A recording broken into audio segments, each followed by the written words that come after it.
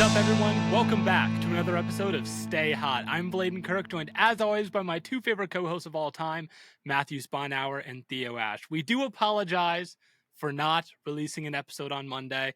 We had some business to attend to, but we are back. And as some of you may notice, better than ever with some new logos, new designs, and more importantly, new merch. So you can walk around looking fresh with your new Stay Hot gear on. Make sure you check it out. All the links will be on our socials. So if you're not following us on Twitter or Instagram, make sure you are. And you can go get yourself some Stay Hot merch. We're very excited about this little rebrand that we did. Shout out Russell, the designer who put all this together. He did a fantastic job. Today we're going to be talking about the NFC East. We've been going through our division predictions. So we're going to predict the NFC East today. Washington, Dallas, New York, Philly. But before we get into that, Matt, Theo, how are you guys doing today? I'm doing quite well. Yeah? I'm doing quite good. You know what they're saying? What are they saying?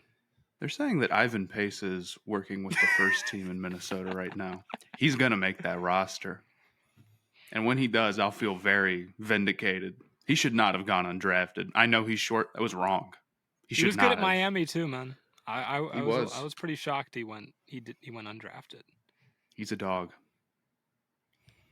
I'm doing all right. I moved out of my apartment, which I hated, so that's good. I feel like I got out of jail. Everything about that place was terrible. The floors were gray. The walls were gray. My bedding was gray. It was small. Yeah. When I looked outside, it was another gray building, and a parking lot. That's all I could see. So it was just gray all the time, everywhere I looked.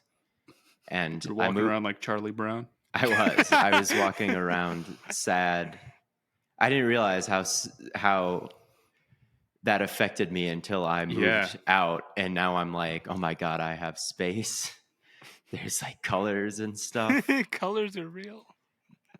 I can't believe it. I moved into an Airbnb in the woods while I get my shit figured out for my move to Denver. So I walk outside and I bird watch each morning, and it's beautiful, and I have a new lust for life. But unfortunately, the Wi-Fi at this Airbnb is just awful. So I am at my girlfriend's old apartment complex's gym where there is nobody because all the NAU students are gone. And they have Wi-Fi that is very fast. So it's a quiet place to record. I made a mental note of it. She moved out months ago, so I am 100% not supposed to be here. But I am here, and should be a pretty smooth record. So it's going to be a really quick record. We're going to talk as fast as possible the whole time. I'm in like a side room. Now. I'm in a side room. I don't think anybody should come in here. I can see some outlets behind you. Is that a phone line or an Ethernet port? Maybe, I don't know. Cable line. It looks like an Ethernet port, but okay. Yeah, this is huge. Yeah, so that's where I'm at right now. But yeah, excited to talk about the most famous division in football, the NFC East. So. It's got to be. The most relevant, the most popular. You have the Cowboys, the Eagles, and the Giants on the same division. Washington's went through a recent rebrand. They have new owners. I mean, there's so much going on in this division that it's hard to imagine that they're not the most relevant. Other than maybe the AFC North, because, of course, the best team in football. Sure. Yeah. Also, Blaiden, show him the back of the merch. By the way, show him the back. Show him the back. Spotify, Apple listeners, I apologize. Yeah. So, for context, we came up with this character. I think it was Theo initially that came up with this idea of a character, mascot. The unofficial fourth member of Stay Hot, Huel Jinkley. You are not introing what the back of this looks like for our audio people. I wanted Stay Hot to have a mascot, and it's on the back, and it's an important part of the design. But yeah, we got the lizard. It's not really doing it justice here. I know. I can't like. I'm trying to turn around in a way. There we go. Is that good? Perfect. It looks awesome. You can go online and look check at it out. We like it. We think it's really cool. We like it a lot. My mom doesn't like it, but that doesn't. Your mom doesn't like anything. There's never been a time where you're like, my mom enjoyed this about the podcast. My mom enjoyed when we had that trade coffee sponsor. My mom enjoyed that. That was nice. That was nice. Nice of her to say that, you know? That's right. Well, if we want to talk about some football, talk about the NFC East, the way we've been going about these division predictions is we do worst to first based on last year's rankings. So, got to start with the Washington Commanders. Where will they finish this year? Could they go worst to first? No. I'm thinking probably not. No. Fair enough. Probably not. I do think they're a little bit underrated. Maybe. They're a feisty team. Like, they're kind of a team that people don't think about, but like they're probably going to get some wins. Mm-hmm. Even the thing about them right now is the Howell stuff. I mean, for a fifth round rookie to be like your guy going into a year when you haven't seen him, that's pretty crazy. I don't know another time I can think of that happening. Do you guys have any in mind? Am I missing like an obvious one? I mean, that is Brady only got to play because of injury. Right. It was just like their total plan, though. Kyle Allen, was there a year where he was this plan? No, because for Carolina, it was Cam for 2 games, and then he got hurt, and then it was Kyle Allen for pretty much the rest of the season. Yeah, as far as franchise quarterbacks going into the year, it's a pretty bleak situation. But the thing with them is that they do have Brissett behind him, yes, who is a very capable, sort of borderline starter type guy. And I would consider him like one of the better of that sort of tier of quarterbacks too. And then your weapons are actually pretty good there too. And they've got some units that are really strong on this roster, right? So the floor for them is not a Arizona Cardinals or one of these teams that's in a really deep rebuild. I feel like overall, you could probably say there's more good than bad on the defense, and you could argue, you'll at least be able to generate some explosive plays on offense. I just don't know if that's going to translate to significantly more wins than it did last year. Yeah, we've seen some teams make the playoffs based on the really good defense, and we've seen some bad quarterbacks in the playoffs. I think of like the Bears with Trubisky. They were in the playoffs based mostly because of their historic defense. Or, we've seen some pretty bad Colts teams in the post Andrew Luck era, like make it with some limited quarterback play and decent defenses, which is what got Eberflus hired as a head coach. There are more examples, and I think that the defense in Washington could be a pretty ferocious unit when you look at Jonathan Allen and Daron Payne and Sweat. Like it was a good unit last year. I think the addition of Forbes, you can bank on him getting a couple picks, making a couple big plays. And like you said, Matt, like McLaurin and Dotson and everything, like they were in the thick of the wild card race in the NFC last year, and they had Carson Wentz and Taylor Heineke. They were one game away, I think. Mm-hmm. It came right down to the end. Them and the Packers and the Lions and that's right. The Giants were all kind of in a dogfight. So the Seahawks were there too. So, yeah, I think that writing them off as, just because of their quarterback would be a bit silly. Their defense was 5th in EPA per play last year. Mm-hmm. And that's without Chase Young.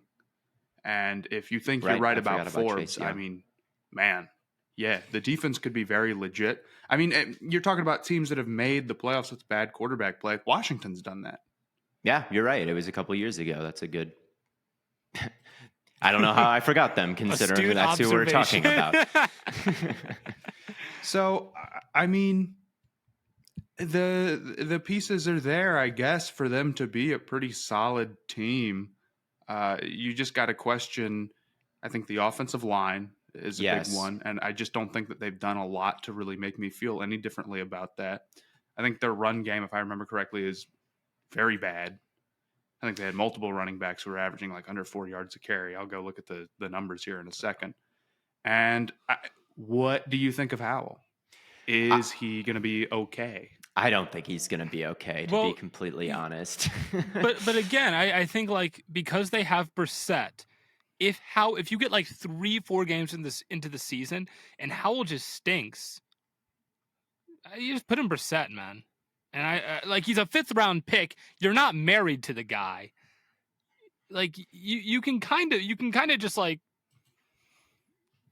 get off. They need injuries. I think when you look at Washington, I think that their floor is somewhat set because the defense could be so good and the wide receivers are all right. But I do think the quarterback and offensive line situation is just going to be a bit too much to overcome in terms of making the playoffs. I do think that those are kinds of the things that dictate more than anything else. Like if you're there, if you look at the playoff teams last year, like you can make it with a bad defense for sure. But here were the quarterbacks that made the playoffs last year: Mahomes, Allen, Burrow, Lawrence, Herbert, the Ravens with Huntley, but mostly Lamar, the Dolphins with their backup, but mostly Tua.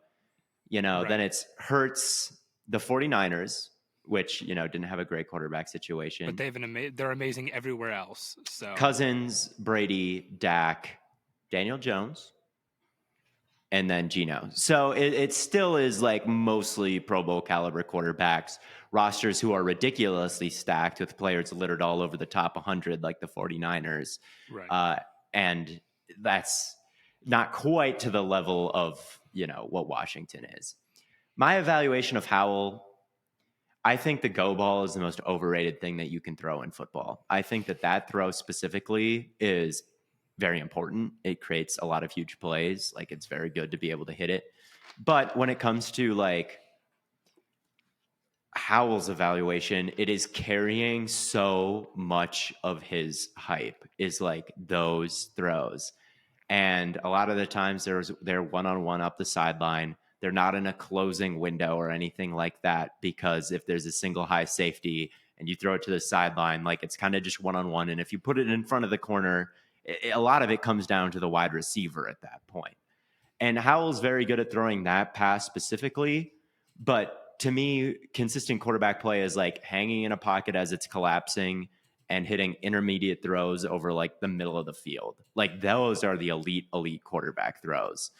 And to me, like that was missing from Howell's game in college. To me, the fact that those were missing were why he surprised everyone. Even though like he could run and he hit all these deep passes, he still went in the 5th round. And then they had Wentz and Heineke at quarterback last year, and they never really thought to give Howell a shot until the last week of the season, in which he hit one of those signature go balls. But he also threw a pick in the end zone where it's like, what are you thinking? Like, I don't think it was like a totally stellar performance from him front to back. And most quarterbacks are bad, it's pretty hard to get an elite one. So to me, I project pretty poor play from Howell, to be completely honest. And I think like the offensive line too.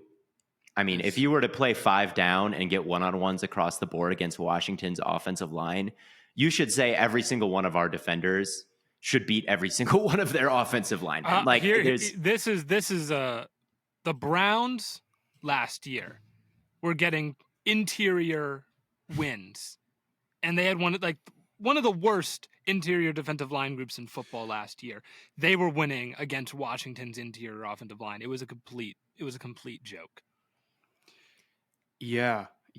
And again, their run game is really rough, and there's just not a lot of upside there. And to me, it kind of seems like they liked to run the ball a decent amount. I guess I'd have to go look at the numbers, but it's definitely a big concern. It feels like, yes, they have the defense, but without the run game, I wonder if they're going to be able to control things. I do think the explosives again are there for them.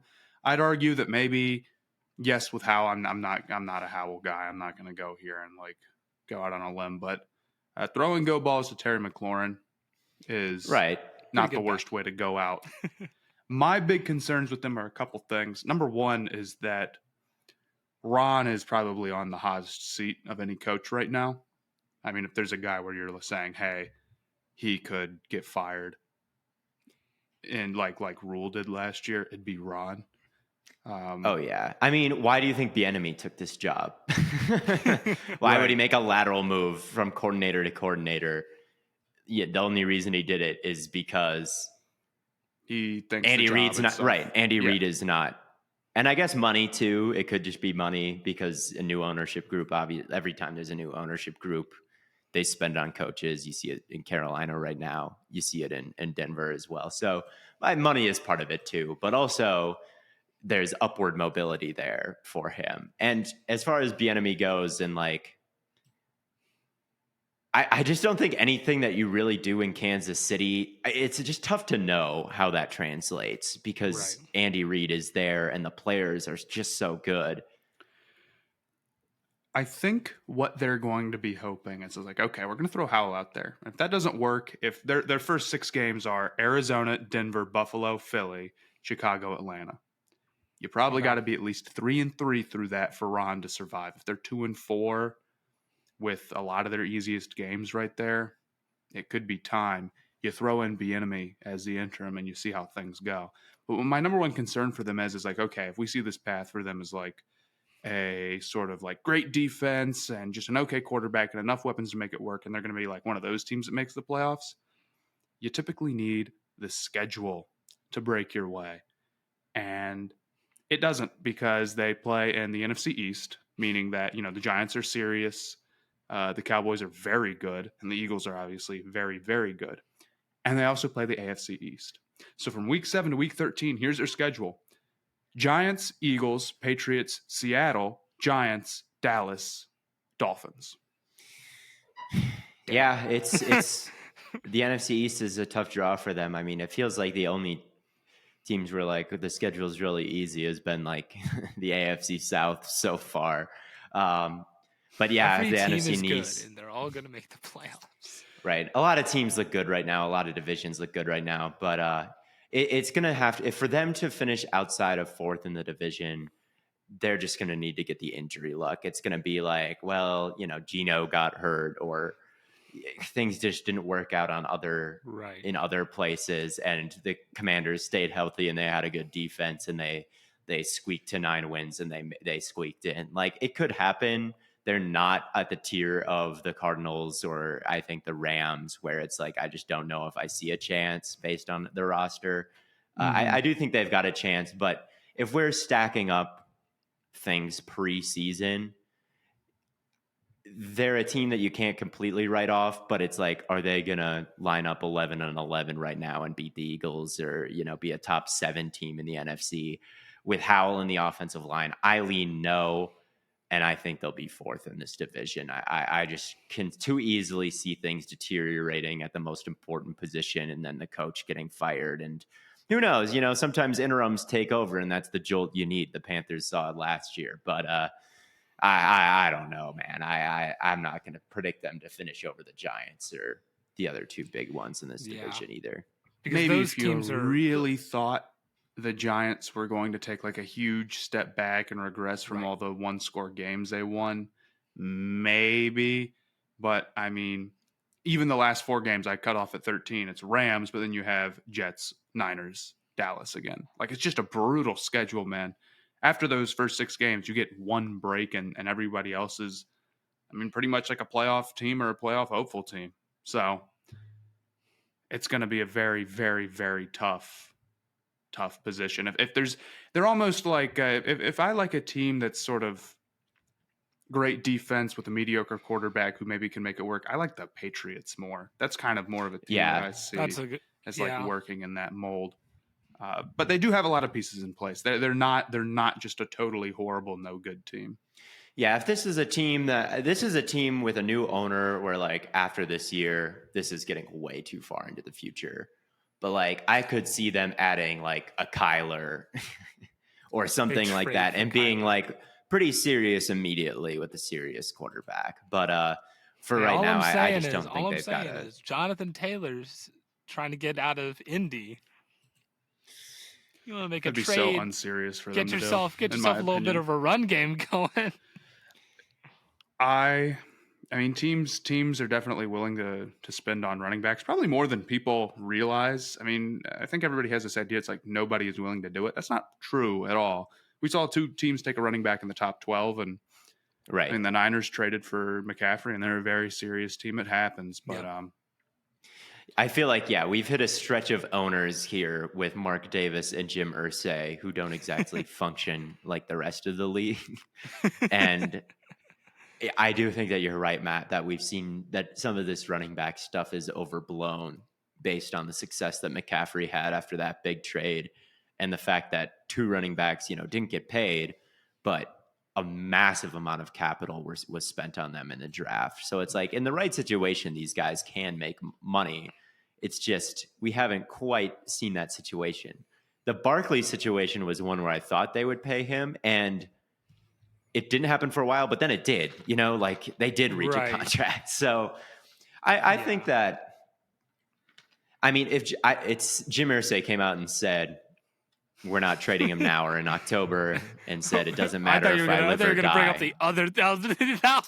If I die tomorrow and Jonathan Taylor's out of the league. I think people are not, I know this is a little bit off topic. I think people are like really underestimating how much that would piss you off if you're Jonathan Taylor. Bro, like Jonathan Taylor by all means has done like everything in his power to get a serious contract and be set up for life, and you've got your owner being like, we could die tomorrow and then wash away to ashes. It's like, dude. The only justification I could think of for the Colts not wanting to pay Taylor now, because I was reading the article on, and it didn't sound like they were never going to pay him, but Taylor wanted this. I think Taylor wants the deal now to avoid any possibility of getting franchise tagged next off season when he's a free agent. But I think like the argument from franchise tags are bogus. Right. I think the argument from the Colts perspective would be that like you missed, 7-8 games last year. If you come back and you're still that guy, then you get that contract. But I think I would just bet on him being that guy. Well, yeah, and like if you're Jonathan Taylor, do you believe that like next offseason I'm going to have more value? Right. No, you're not. So, yeah, that's a tough situation. I would be fine seeing Washington trade for him if they want. I mean, they saw him carry a Carson Wentz level quarterback, and they went 9-8 that year. So, like, I could understand being in the mindset. It's like, we have the defense to compete. Let's keep the ball on the ground, stay on schedule that way.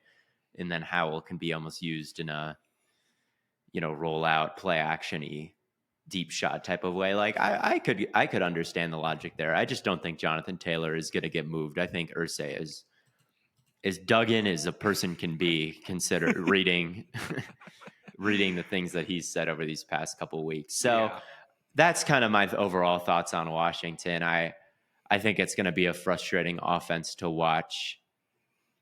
The defense I'm more confident in, but even defenses there's a lot of fluctuation. There's a lot of up and down with that. Yeah, absolutely. If the corner play isn't as good as we think it'll be, like it could shift really quickly. Yeah, if this team was Matt. starting Brissett from game 1 and they played in the NFC South, I would pick them to win the NFC South. They're not terrible, but I just don't quite have the guts to pick them to be anything other than 4. Although if you have them at 3, that could be like your sneaky pick if you like believed in Howell and thought the Giants again are going to regress. Yeah, I think 3 is reasonable, but I think we all have them at 4 here. Yeah. Moving on, I think we're all just going to end up having the same orders they finished last year. The Giants. I've got a. Oh, don't, Theo. We do this every year. No. It's not what you think. It's not Dallas. Go. Just keep going. We'll keep going. We'll keep going. Okay. I know Nico was hyping up the Cowboys, and I'm like, we can't fall for this every year, man. But cursed. The Dallas Cowboys are not cursed.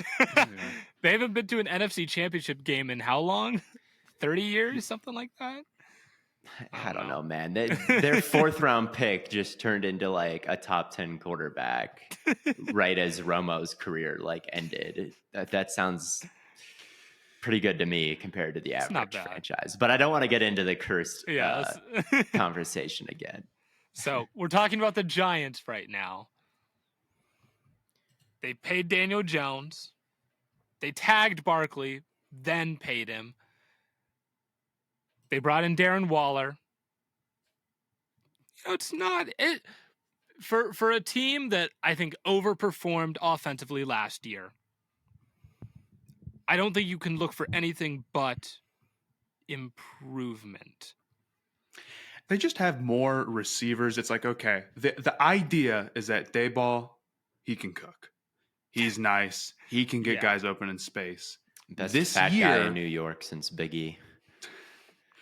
This year, he has guys who are good in space, hopefully. He has guys who are fast. Like this year, hopefully it's like Paris Campbell and Hyatt instead of Richie James and whoever. Shout out Richie James, though. But that's I think that's the idea. And like Waller, right? Like they've got some guys who are at least, gonna pick up as many yards as possible if you get them in open space. These are some of the fastest guys at their position. And while maybe I don't believe in them as like true, like number one, like they don't have a true number one receiver. Slayton is fine, but no, they're hoping Waller is that guy, really. Basically, yeah. But at least everybody, like I'm looking at their depth chart and it's like, okay, Slayton, Campbell, Waller, Hodgkins was kind of cool last year. He was doing some good stuff. Yeah. Hyatt is, was really fast at least. So, and we talk about a guy like Hyatt where it's like, oh, well, he's just a guy who was like really fast, but maybe doesn't have like the biggest route tree. This is the perfect offense. But he was in an awesome like scheme at Tennessee. Yeah. Well, could he do that for the Giants? Hopefully. So I think there's a world, especially now since they have Saquon back too, where this is like last year's offense where, but they've just got more juice. Yeah. I mean, they were 32nd in the league by far in percentage of deep targets. Like Daniel Jones just did not hit anything down the field. And what did they do? They got Jalen Hyatt, the best deep threat in the entire draft, or at least the most efficient one. And I think it's pretty legit. I think that Jalen Hyatt is extremely limited. I think that his routes are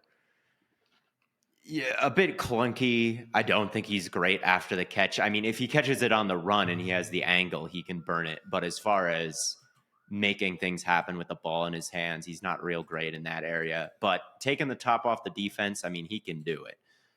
And I think when I look at a quarterback who didn't hit any deep shots with a great deep threat, a lot of people might look at that and say it's, not going to be a good fit. But I think that's a perfect fit because you need to generate shots down the field. And so you need a guy to go out and do that.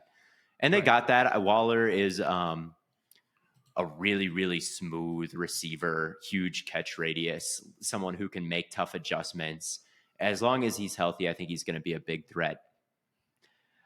And I just think that Daboll's got the right formula. He's got Saquon. There's so many crossing routes. There's play action. He leverages Jones as a running threat so well. I mean, you can say what you want about these receivers. When I watched the Giants, they were open a lot. They caught it and on the run, like over the middle of the field. It didn't look like too difficult for Jones, despite the fact that there weren't any big names on this roster. And I think that's going to be a formula that continues to work. Last year I predicted them to go 2-15, and they were a lot better than that.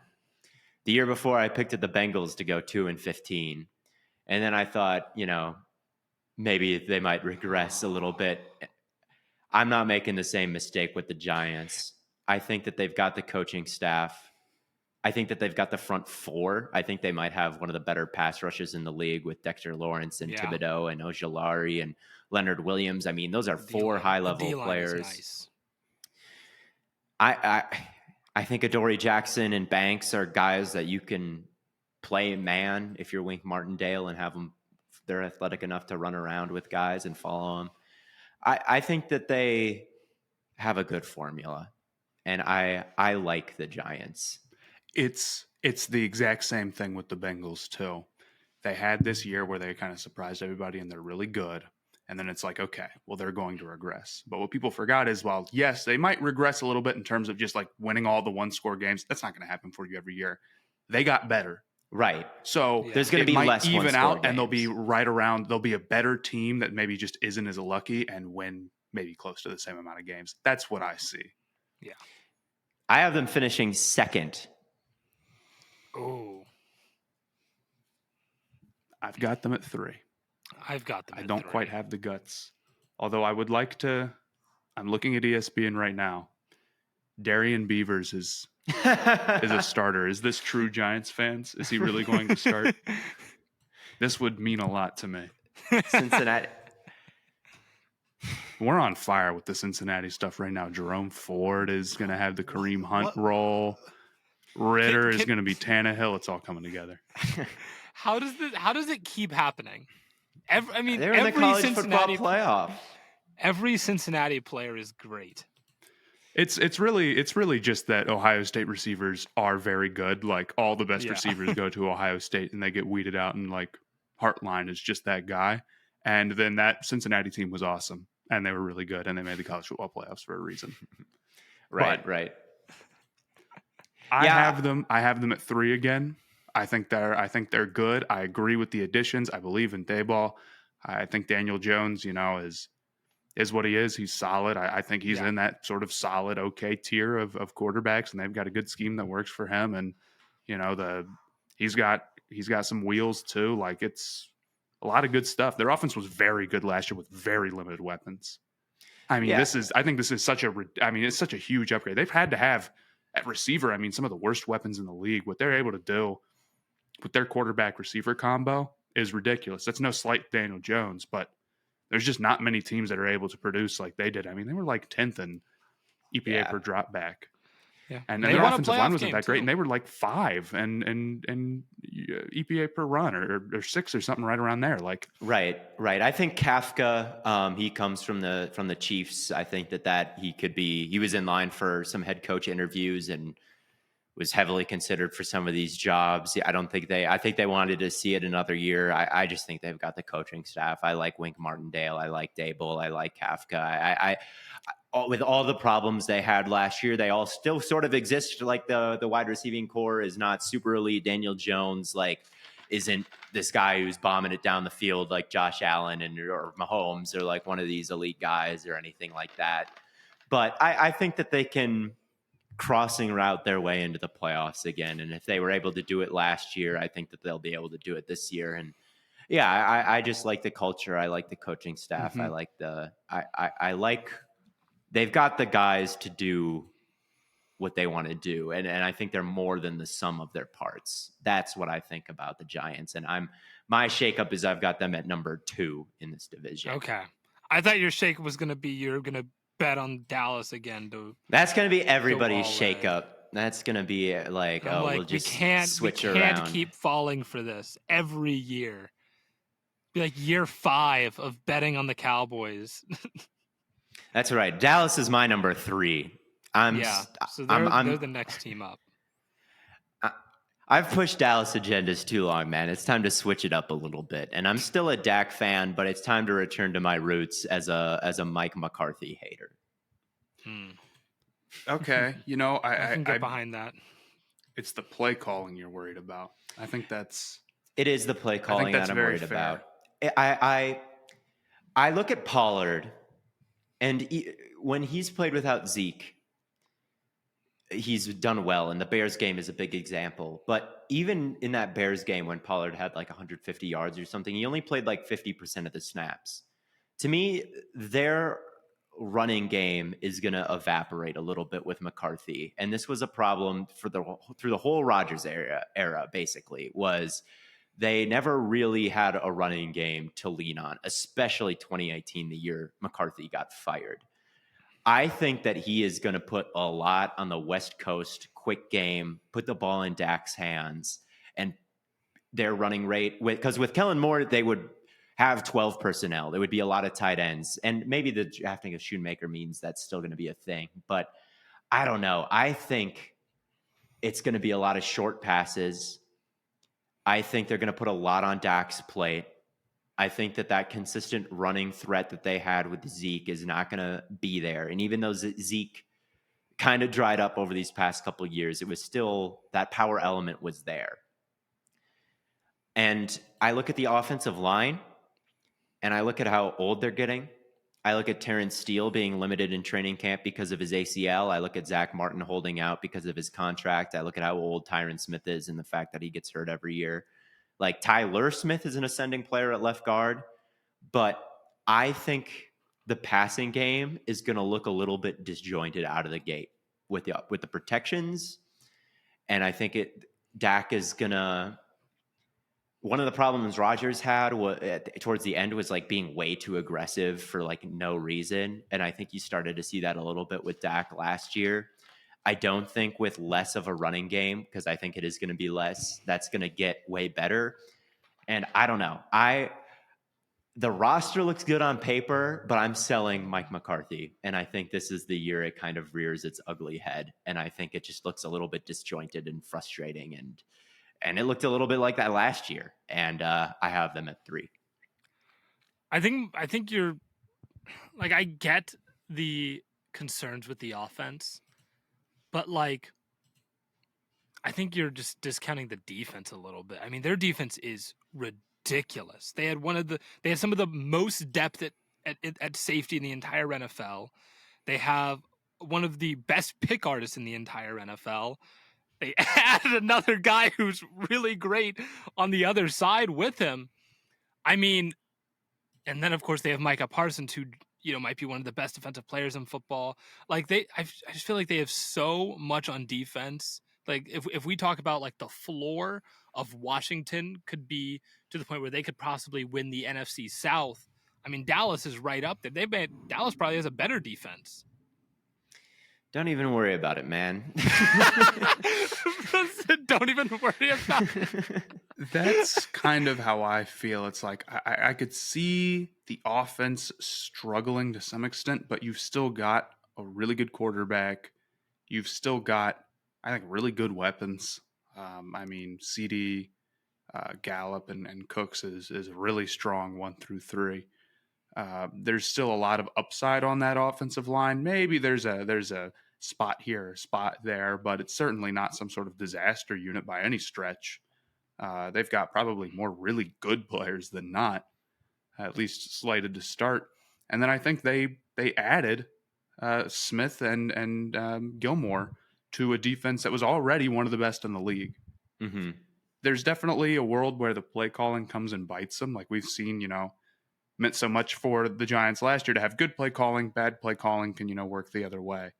But I don't know.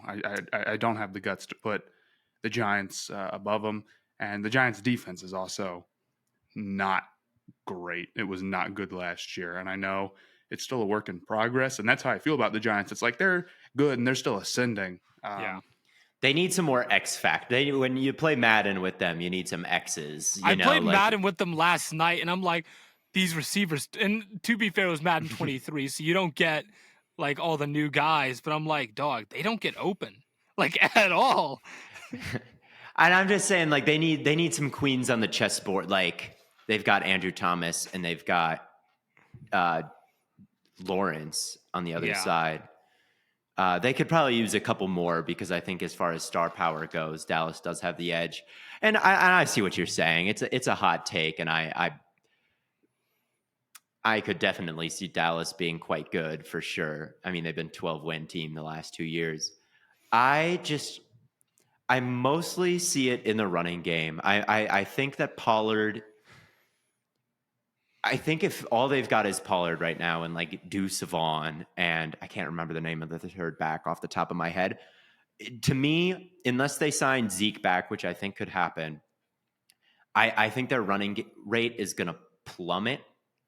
And I think the offensive line isn't going to mesh super well to begin the year because of Zach Martin's holdout in training camp and Terrence Steele being limited and Tyron Smith's yearly injury. And I could just, I think it was the worst iteration of their line that we've seen in a while last year. They're in their best players are in their twilight of their career.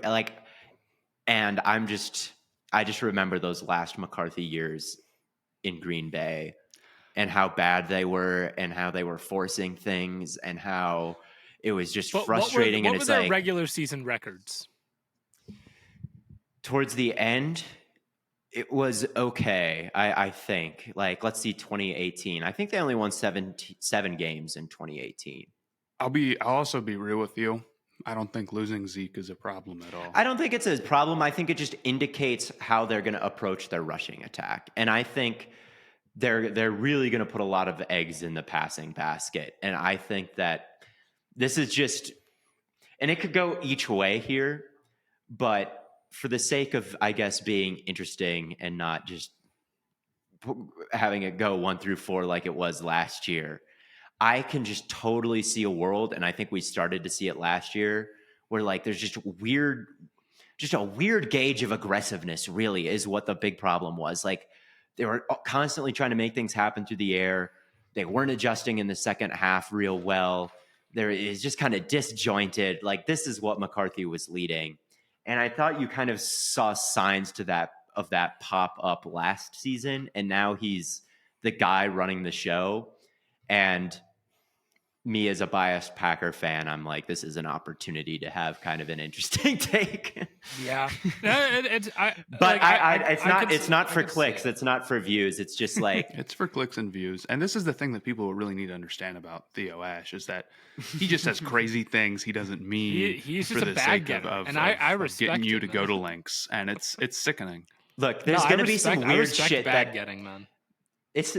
There's going to be some weird shit that happens this season, and there's going to be some teams we all thought were awesome that misses the playoffs, and it's always going to be a hot take. But I think that you've got to have a couple of these each year, and there's going to be some divisions that are chalk. Yeah, there are. I think this is the division that's chalk. I know that's lame, and I feel like I don't think we've been predicting every division it's going to go the same way as last year. We're too scared to do this or this or this. But I don't know. I don't know either. I'm putting him at 3. This might even change by the time I do my TikTok record prediction, but I don't think it will. I think I'm going to be low on the pass, and it's nothing really I like Dak. I don't think that he's bad like everyone else thinks. Why do you hate the Cowboys? But they got the star on their helmet, so they're terrible. This is my year to be a Cowboys hater. I've all right. So many people get to do it, and I'm always defending them. But this year, you feel left out. I feel left out. This year, we're joining the Cowboys hate train. McCarthy's a fraud. Kellen Moore leaving was an indicator of bad things. The interception problem's not going to get better. The running game is going to kind of evaporate. Pollard can't be a feature back like he's being asked to be. There's going to be injuries. They're going to be hurt, and everyone else is going to be healthy. They do, look, I agree. They've got some key players who are older, and it's you're not going to be any better. And it's some of these dice rolls are just not going to go your way naturally. Right. But I think that defense is just going to be too good. I think that's Parsons is going to get hurt. Stop. Watch. Mark my words. My prediction, it's the Giants are going to be better than the Cowboys because the Giants are going to be healthy and the Cowboys are going to be injured. Trevor Diggs is giving up 1,000 yards this year. I hate my generation. Trevor Diggs. Trevor Diggs. He's going to have even fewer interceptions. Last year he had 2 years ago he had 9, 10. 11. Last year he had 4, 5. This year really it's going to go down to 0. 0 picks, but he's going to have the problem of giving up a lot of yards. So it's going to be full regression. Yep. Instead of having less picks, but actually being a lockdown corner. He's on pace to turn the ball over for Dallas here in a couple of seasons. I just don't like the way things are headed. Yeah. He's going to get a pick, fumble it, and it's going to be returned for a touchdown. Yeah. I just think the offense is going to look disjointed, and I think I'm going to blame McCarthy, and I think he's a fraud, and I think he gets outcoached. Come playoff time, I don't think he can beat good coaches in the playoffs, and I think I'll give you that. Luckily, in the regular season, he doesn't have to win a playoff game. I'll give you that. I don't trust McCarthy. I think Dallas is a very good team. I don't trust McCarthy. Not against the Eagles or the 49ers, I'm afraid. And the problem is with the position that they're at, I think unless they win the division, obviously they're going to have to go through both those teams most likely. It just makes it tough for me to pick them to make the Super Bowl. It's like they're the best team whose odds I really don't like, Yeah, they lost to they had some big wins last year. They crushed the Colts. Who cares? They beat the Buccaneers in the playoffs. That was a terrible playoff team. Who cares? They got beat by Howell. They went down to the wire with Houston. Were these games the Cooper who do Rush. They have? Cooper Rush? No, these were Dak games towards the end. Okay. I'm sorry. They barely beat Houston. They lost to Washington. There were some big wins. They beat the Eagles without Hurts. Big whoop. Hey, Gardner Minshew Eagles, man. They did crush the Vikings. They did absolutely beat the brakes off the Vikings. They lost to Green Bay. I don't know, man. Well, do we want to get on to the Eagles? Yeah. What else? What is there to say about the Eagles that hasn't been said already? Nothing. Should have won the Super Bowl. We won't talk about them. They got hoed, man.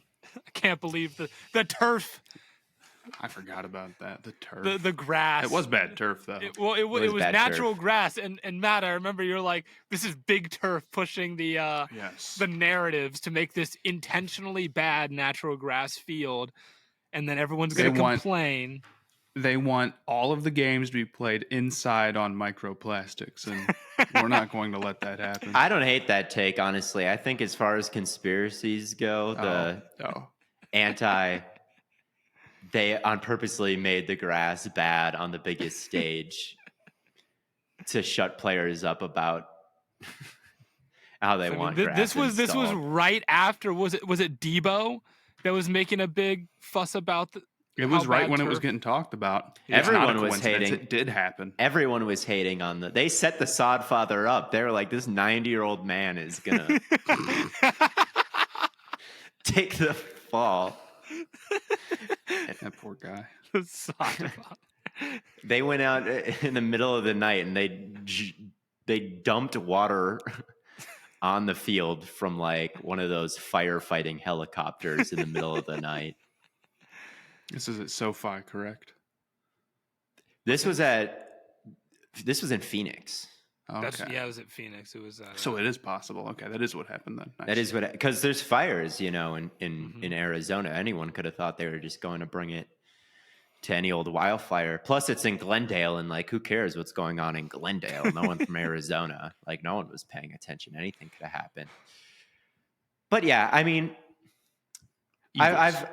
Eagles. I've had the take before that I'm a little bit worried about their defense, and they got 70 sacks last year and they're a top unit, but they didn't really play any good quarterbacks, and the good quarterbacks they did play kind of shredded them, Mahomes and Dak. And outside of that, it was like Daniel Jones was like the other good quarter, and Kirk Cousins. It wasn't a lot of elite guys. Even in the playoffs, it was not even Purdy. It was Josh Johnson and Christian McCaffrey out there playing quarterback. And yeah, I think that it's going to be a tougher test. They were very healthy last year. A lot of their best players are on the older side. I think that when we look back at this run of the Eagles, last year's team is going to be the best iteration. They're coming off a severe brain drain in the coaching staff. Fangio's gone. Gannon's gone. Steichen is gone. Like that's a lot to replace. That's a lot to work out. But I still think on paper, this roster is pretty good. I don't think they'll be as good as last year, but I think they can still win this division. You are forgetting about one thing. They may have lost some guys in the coaching staff, but Jalen Hurts only gets better. So he can only go up from here. He hasn't stopped yet. He hasn't. It could stopped happen. yet. I'm not even mad at that take, really. Like, I we could. I have $5 to win 60 on Jalen Hurts for MVP. Folks. You would be filthy rich with those $60. I'm gonna buy the new Madden with those $60. Madden 25, I hope, because I don't know. I think ultimately their offense best offensive line in the league. Yep. You know, quarterback there who is also a crazy running threat. Running backs. I mean, okay, maybe you don't like Swift and Penny as much as I really don't think Sanders, it matters who who Yeah, they could run it with Gainwell, bro. And also Rashard Penny, he's staying healthy. He is. If Penny's healthy, he's better than Miles Sanders. Sorry, Matt. It's okay. And you know they've got two top 15 receivers, and we're high on Smith here, and we're high on Brown. Yeah. That's gonna be really good. Yeah. And even on defense, if you don't like some of what they've got, like there's definitely some concerns. Carter and Davis could come in. Davis, who didn't make the biggest impact last year, like, dude, that could be a total game changer. So I get the concerns. Like, is the safety play going to be great? Is Slay going to, how long can he do it? Is Reddick going to have 18 sacks again? Maybe not.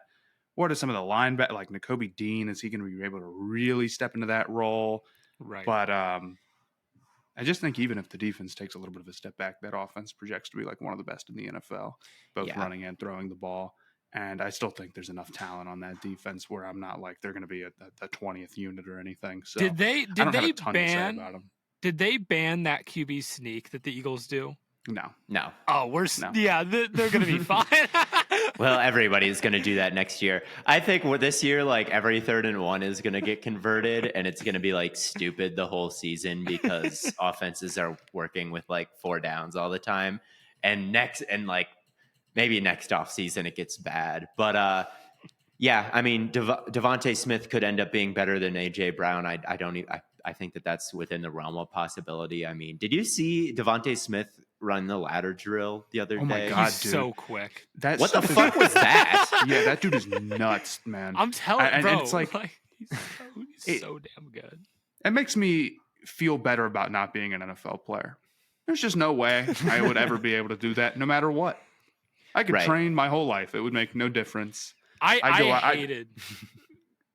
You hated the ladder drill? No, I hated during the draft when everyone was, he's too skinny. It's like, don't care, man. He catches everything. Right. He's got great routes, great foot. He's top to bottom, just a fantastic wide receiver. He was physical too. It was pretty rare that you'd see him actually get knocked around off his line. And this is, I think, my takeaway scouting going forward is if my criticism is something that small, I'm just not going to even worry about it. He won Heisman. And same thing with Jahan Dotson, which I also was he's small, he's going to get knocked around. And then it's he came in his rookie season and played pretty well. You know, I just can't worry about it anymore. Little things he's too skinny. You know, if they crushed in college, despite it, I'm not going to worry about it too much anymore. But yeah, he could even be better than AJ Brown, and AJ Brown had 1,400 yards last year. Devontae had 1,200. He's right there. Right. I mean, I do have concern about their depth at receiver. That's all I'll say. Yeah, I do think if one of those guys goes down, Quez Watkins, fast. That's it. I don't know. They do have Amalek Zaccheaus, so shout out. They have Goddard. Yeah, he's a nice depth piece, and they do have Goddard. But that's with every team, right? If one of their key players we're nitpicking down. a team that made the Super Bowl. I can admit that. And I have them here. Maybe my hot take about him is that the 49ers win more games in the regular season. Yeah, maybe. I think so. I think the 49ers are better maybe top to bottom right now. But they don't have the quarterback, and all their quarterbacks have sucked this training camp. And I think you're right, Blaiden. I mean, after last year, could Hurts even eliminate what few problems? Could he hang even tougher in the pocket than he did last year? It's so within the realm of possibility. He's been improving for such a long time. Right. Yeah. So if he even does have like an MVP, an even better season than last year, I mean, it's possible. It's not like the numbers he put up last year were like necessarily unbeatable when you It's go just the back and jump look was at so like he's been improving for a long time, but the jump that he made was last like- year was otherworldly.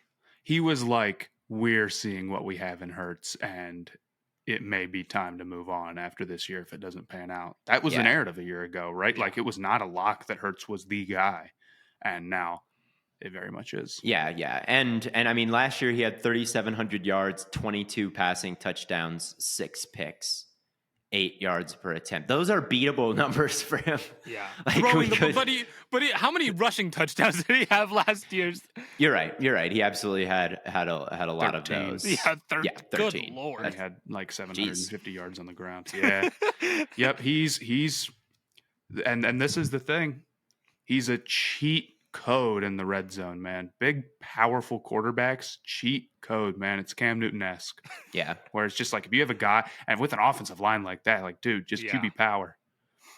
Yeah. So I think just with a tougher slate of quarterbacks and, you know, some age and some new faces and the Super Bowl hangover, like the history of Super Bowl losers is terrible. A lot of them will just straight up miss the playoffs the next year. Yeah. You know, it's really tough to lose it and come back. But I think the Eagles are a special enough roster that they can be first in this division again. And I think that we will see some regression on the defensive end. I don't think we're seeing 70 sacks again, but yeah, I think that they'll finish first. That might be an unbeatable number by It's a fuck ton. It's It's I can't even think of a better word to say. 70 sacks.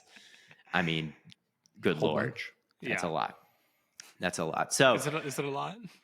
I've got Eagles, Giants, Cowboys, Commanders. Okay. I can't completely hate that. I've got chalk in this one. I fear. That's fine. It's written in stone, I fear.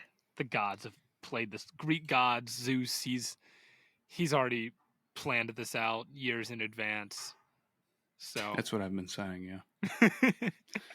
That's we have one more thing we want to get to, no? Yes. We do have one more thing Theo we want to had get this to. idea if you want to explain it, because I think you could do it better than I can. If you're listening to this, the Hall of Fame game is today. We're recording this on Wednesday. Tomorrow is the Hall of Fame game. So Matt and I will be there. You guys will be there. And I figure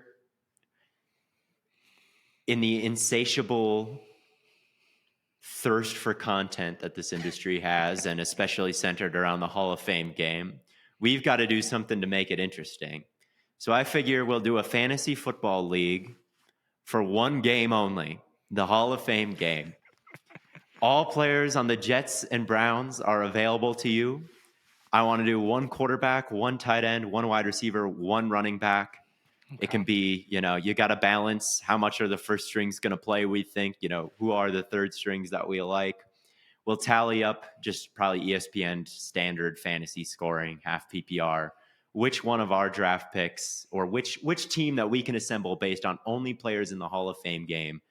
Of the three of us, which team will score the most points, just in a normal fantasy game, but with backups. So I don't know if that made any sense. I think it's just a fantasy draft just for one Hall of Fame just game. For one game. Running back, wide receiver, tight end. Yes, that's a good way to simplify it. So I think we'll just do Matt, Blaiden, me as the draft order. And so, Matt, you're on the clock with the first overall pick in the Hall of Fame game fantasy draft. So I question whether or not this is the best pick. The boys were gracious enough to give me first overall.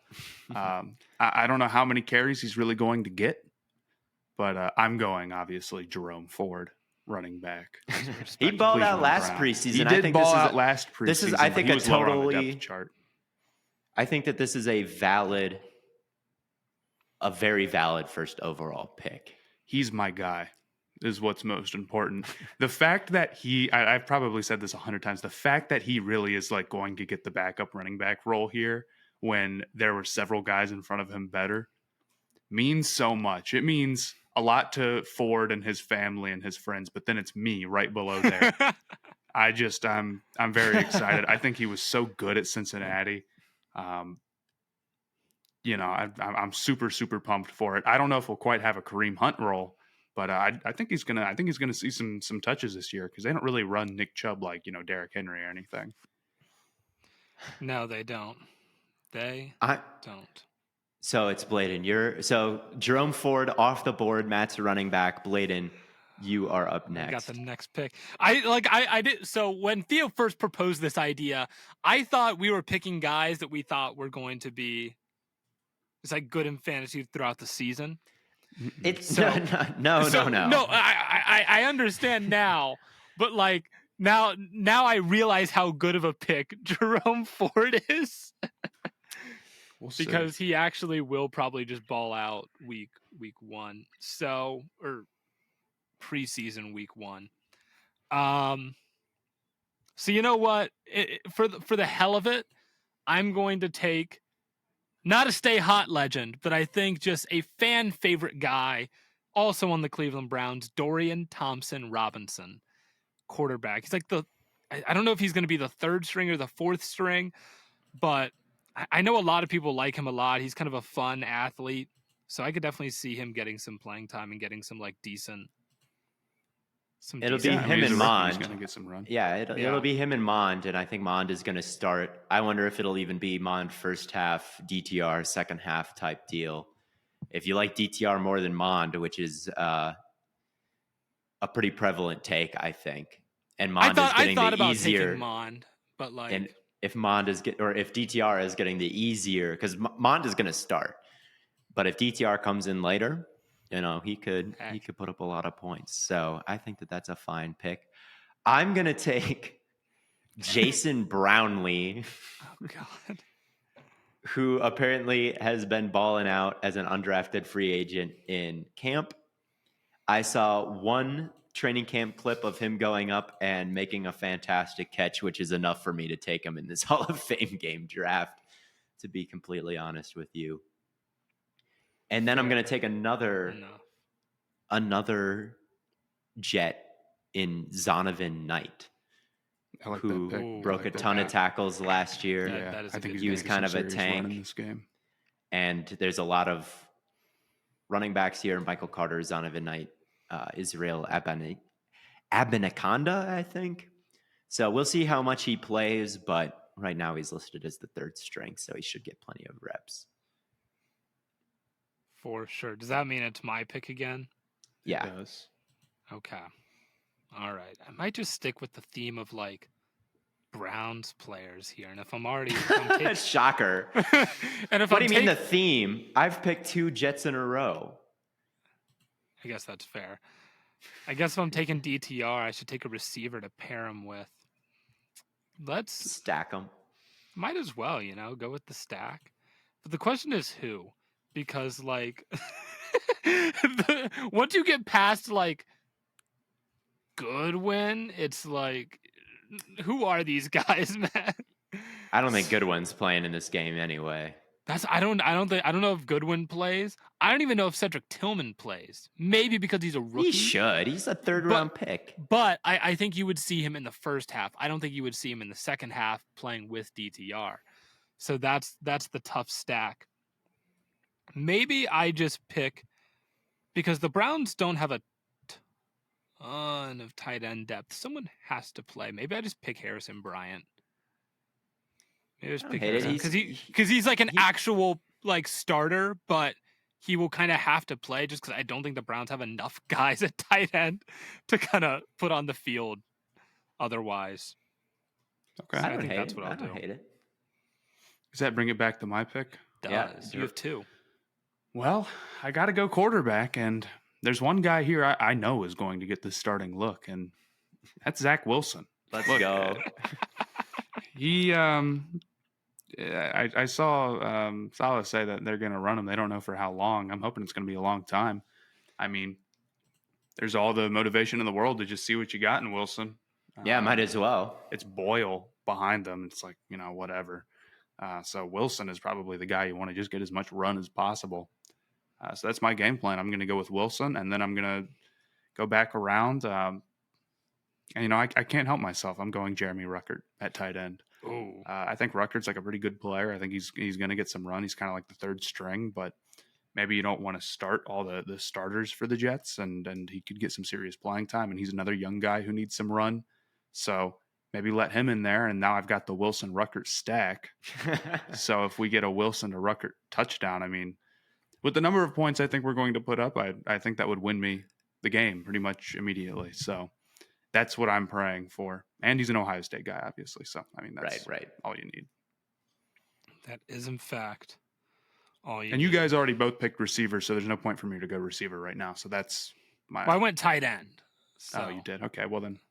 I think the receivers are a total crapshoot. There's so many of them. They are. Yeah, right. They are a total crapshoot. It's ridiculous. So I guess what I could do, because I do kind of need a running back and a receiver. If Matt took Ford, maybe I should just take Felton. I like that. He's the next guy up. So I'll take Demetric Felton there. And that brings it back to you, Theo. So I need a quarterback, and I need a tight end. You guys have taken tight ends, so I might as well. I take 2 in a row. So the tight end is looking pretty weak right here. I will take for quarterback. I guess I'll go with Mond. Hell yeah. And then for my tight end, my choice is really between Jordan Akins, Zaire Mitchell-Payton. Oh, God. And Kenny Yeboah. I will be taking Kenny Yeboah for no reason at all. And we'll see how that goes. Hopefully he's playing in this game. So go ahead. I have no opinion on that pick, I'm afraid. Blaiden, it's your pick. Oh, yeah, it is. You need a receiver. I need a receiver, bro. I have no idea who to pick. You're not ready, bro. You're not prepped. I have no idea who to pick, bro. All these guys are just like. Who did you pick at receiver? Me? I picked the undrafted free agent that I saw a training clip highlight of, Jason Brownlee. Okay, that's a good pick. Thanks. That's a good pick. Oh, I'm going with the All Browns team. I'm going to take Jakeem Grant, because there's a chance that he could like return a kick. Well, I don't know if return points count. They don't in standard fantasy. If he gets a touchdown. Touchdown, yeah. How about if he gets a touchdown, it's 6 points. How about that? Yeah. That's what I'm like. He could get he's a good returner. He could get a touchdown against some backups. Fair. So all he needs is one end around. He's pretty fast. Yeah. So yeah, we get Grant in space. That could be an option. So I'll take Jakeem Grant. I was trying to think if there was like a rookie I could pull out, but I outside of Tillman. I mean, you could pick Tillman. No one's taking him. I don't know how much he's gonna play. Is my only concern.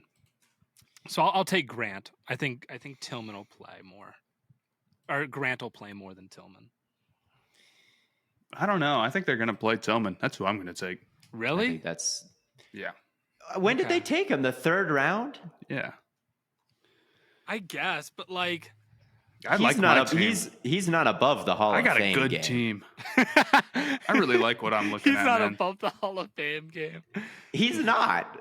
I guess he's Zach not. Wilson, Tillman, Ford, Jeremy Ruckert. And maybe he can get in with some of those Dobbs minutes. That's a super team. Yes. How did we let Matt get the Hall of Fame game? Bro. Super team. Oh my God. Maybe I see it now. Tillman. I don't know. Mond, Brownlee, Knight, Yeboah. We just need Yeboah. Hopefully he plays in this game. He could be like inactive and active. I don't know anything about him, but I should have. I was on, and I was just on the Chase Thomas podcast. He's a Tennessee fan, And he was talking about how much he loves Cedric Tillman. I should have taken. Perfect. They'll figure that out in this game after he puts up 110 and a touchdown. Hold on. I just looked up Kenny Yeboah on Google. The first results, Zach Wilson finds Kenny Yeboah in the end zone. Bang. He's a big part of this offense. You're cooking. All right. That's our little exercise. So I'll put out a graphic and we'll keep score and we'll see who wins the Hall of Fame game fantasy league. We'll see who wins the Hall of Fame. Oh yeah. Should we do that's this? That's all I got. Should we do this every week? Just pick one game to have a fantasy matchup with? We'll see how the people respond. That's true. We'll see how the TikTok community accepts this. But thank you all for tuning in. Let us know how you like the new logos and stuff. We're really excited. Unless it's bad, because this is what we're doing. Yeah. This is set in stone, I'm afraid. That's true, so say good things. Yeah. Let us know that you like the logos. If you don't have anything nice to say, don't not say anything at all. And if you don't like the new music, definitely don't say anything because I wrote it. So Yes. If you like it, let us know. And if you don't, I'd rather not know. If you don't like it, unsubscribe. I guess. I don't know. No, you just ignore it. Well, anyway, thank you all so much for tuning in. It's been an absolute pleasure. And as always, we will catch you on the flippity flop.